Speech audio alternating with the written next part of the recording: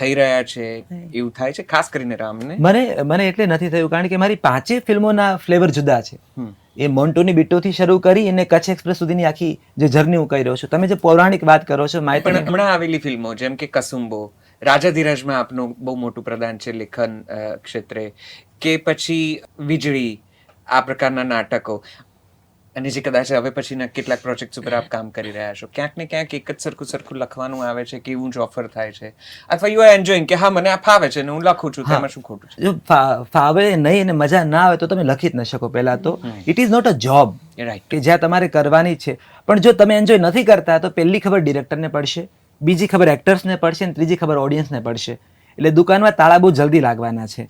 સો જ્યારે તમે કામ કરો છો, હું કેટલો કન્વિન્સ છું મારા કેરેક્ટર સાથે.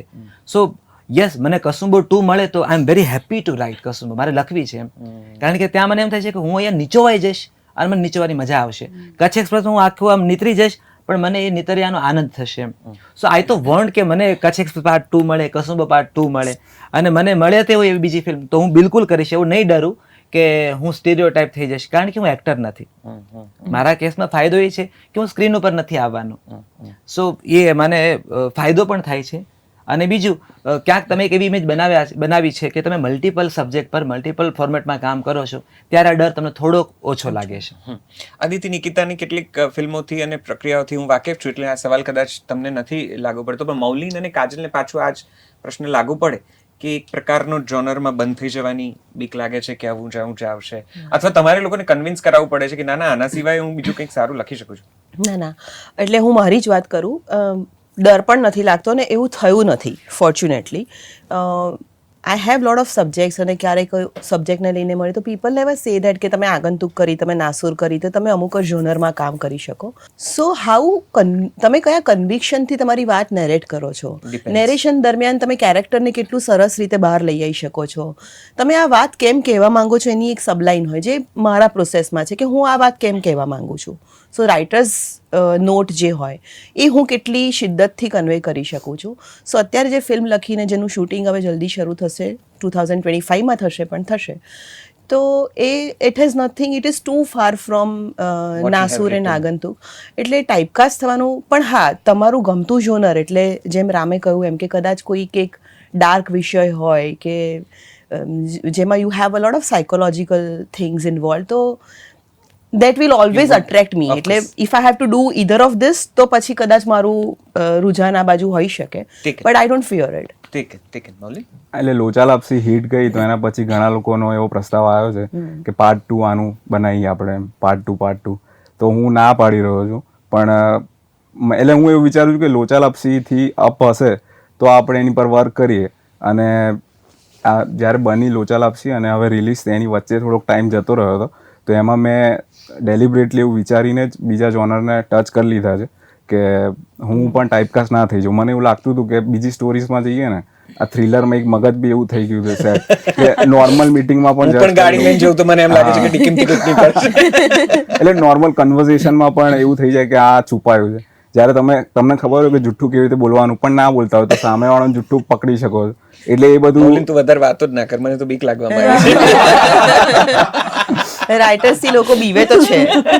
એટલે એ બધું વિચારીને બીજા જોનર્સને ટચ કર્યા છે હમણાં તો, બટ બીજા જોનર્સ ટચ થઈ ગયા છે તો પછી થ્રિલર પર હવે પાછો આવીશ એવું લાગે છે. પરફેક્ટ. એટલે કદાચ લેખકની સહેજ ટાઈપકાસ્ટ થવાની અંદેશો બીક સહેજ તો ક્યાંક હોય, અને એમાંથી બહાર નીકળવાની પણ સતત પ્રક્રિયા છે. ઓકે, મારે 2 સવાલો પૂછવા છે, એક પછી એક પૂછું, એક સાથે પૂછી લઉં, એ અવઢવમાં પણ વ્યક્ત કરું. એક, તમે લોકો એકબીજાની ફિલ્મો લગભગ જોઈ છે? બધાની ફિલ્મો ઓલમોસ્ટ જોઈ છે? જુઓ છો? ગુજરાતી ફિલ્મો જુઓ છો જે આવે છે? ઠીક છે. આ વર્ષે આવેલી કોઈ ફિલ્મ અહીંયા બેઠા છે એમાંની કોઈક હોય તો બહુ સરસ.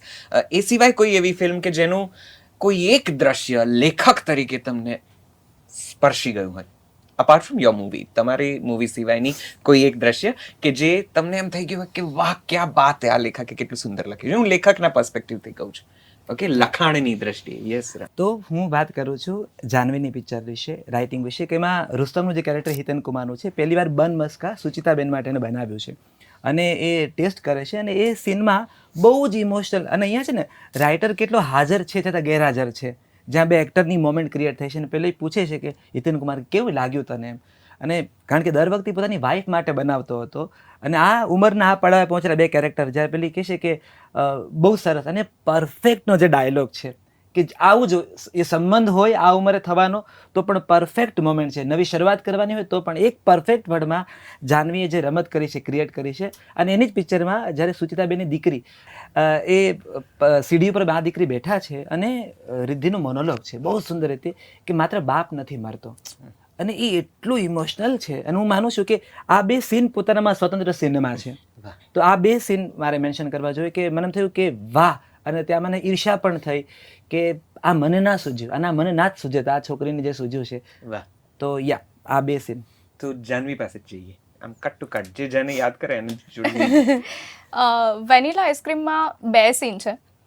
પહેલો સીન તો એ છે કે જ્યારે એક આખી ફિલ્મ રજૂ થઈ ગયા પછી ક્લાઇમેક્સના પોઈન્ટ ઉપર ખબર પડે છે કે દાદાજી જે ઘરેણા અને સીડી ઉપર પડે છે અને આખો ફ્લેશબેકનો જે કટ છે કે કેવી રીતે એકલા હોય છે આખા રૂમમાં, એક પણ ડાયલોગ નથી ત્યાં, ખાલી ને ખાલી એમની સિચ્યુએશન છે ને આપણા બધાના ઘરની એ સિચ્યુએશન છે. કદાચ આપણા બધાના ઓલ્ડ એજ જે પણ માતા પિતા જેમના છે, દાદા દાદી જેમના છે, એ બધાની સિચ્યુએશન છે. કંઈ બોલ્યા વગર એ બધું જ એમાં કહી દેવું, આખી એમની લાઈફ, એમની ઉંમરનો આખો પડાવ એમાં રજૂ કરી દેવો. એટલે એ સીન મને બહુ જ ગમ્યો છે. અને પિતા અને પુત્ર બંને વાત કરે છે ટેરેસ ઉપર, અને એનો બાપ એને એવું કહે છે કે તારી ફર્સ્ટ પ્રાયોરિટી તારી વાઈફ છે, હું અને તારી મમ્મી નહીં. એ જે આખો ડાયલોગ છે જે અર્જુનભાઈ કરે છે. સો હા, આ 2 સીન. વાહ. મૌલિક? કસુંબો મને આ વર્ષે બહુ ખૂબ ગમી હતી, અને એમાં જેટલા બી ડાયલોગ્સ હતા એટલે હું વિચારી રહ્યો હતો કે આમાં ગુજરાતી તો ઓબ્વિયસલી સારું જ હોવાનું છે કેમ કે વિજયગીરી બાવા અને રામ મોરી છે, પણ ઉર્દુ અને એના તલફ્ફુઝ પણ એકદમ સ્પષ્ટ હતા. એટલે હું અચંબિત થઈ ગયો કે આ આટલું બધું સાચું કઈ રીતે છે. પછી મને ખબર પડી કે આ લોકોએ બી મહેનત કરી છે, ડબિંગમાં પણ એક શાયરને બેસાડ્યા હતા, તો એકદમ પરફેક્ટલી એ સાઉન્ડ થયું. એટલે બધા ડાયલોગ્સમાં કસુંબોમાં મજા આવી.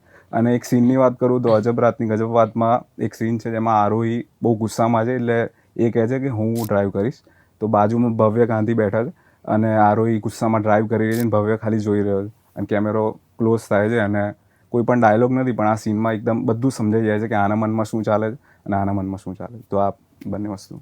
વાહ. કાજલ? ને ચોરી કરીને પાસ થયેલા સ્ટુડન્ટ જેવી ફિલિંગ આવે છે. એટલે આઈ વોઝ સ્ટક. મેં છે ને ધ ગ્રેટ ગુજરાતી મેટ્રીમોની મારી મમ્મી સાથે જોયેલી, અને આઈ વોઝ એક્સપેક્ટિંગ કે થોડીક એની એજની લવ સ્ટોરી પણ હશે, ને આઈ વોન્ટેડ કે she goes through those emotions. અને સેમ જે રામે કહ્યું એ કે દીકરીનો અને એક માનો ડાયલોગ છે કે ખાલી બાપ નથી મરતો. So we were very emotional. After a long, we hugged each other into public. Wow. While watching the film, we hugged, we held each other's hands. અને we had no guts કે અમે બંને એકબીજાની સામું જોઈ શકીએ. પણ એ પછી રડતા નાક નીતરે અને એને ખેંચવાના જે પ્રયત્નો કર્યા હોય એનાથી we understood. But on the way we could talk. I said કે the same emotion applies to a mother also. પણ so we were very touched. જે સુચિતાબેનનું કેરેક્ટર છે, my mother is that docile. એટલે those characters stayed with me for 2-3 days. અને એ મારા વિશ્વમાં ક્યાંક પાછા ફરતા થઈ ગયેલા. એટલે મસ્કાબન ખાઈને પણ મને હિતેનભાઈનું કેરેક્ટર યાદ આવે.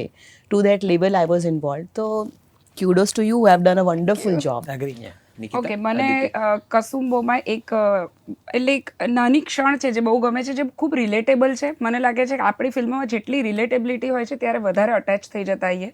તો એમાં એક મોમેન્ટ છે જ્યારે શ્રદ્ધા એના ફાધરને કહી રહી છે કે કદાચ તમને છોકરો નથી, એનો કોઈ મલાલ તો નથી ને. તો મને લાગે છે આપણા ભારતમાં બધી જ છોકરીઓને આ એક સવાલ કાયમ થતો હોય જ્યારે તમે તમારા ફાધરને જોતા હોય કે હું એ પ્રૂવ કરી દઈશ કે જેનું તમને એવું ના થાય કે એક મેલ ચાઇલ્ડ ઘરમાં નથી. તો મને લાગે છે એ સખત જો અત્યારે બી મને કે એ મુમેન્ટ મારા માટે બેસ્ટ હતી. મને બહુ જ ગમ્યું. અને એ લોકોનું જે નાનું કોન્વર્ઝેશન એટલું સુંદર. પછીથી તો એના નાના નાના પ્રોમોસ બી મેં ઘણી બધી વખત જોયા છે, અને એવરી ટાઈમ આઈ ફીલ કે દરેક જણને આ કહેવું હશે.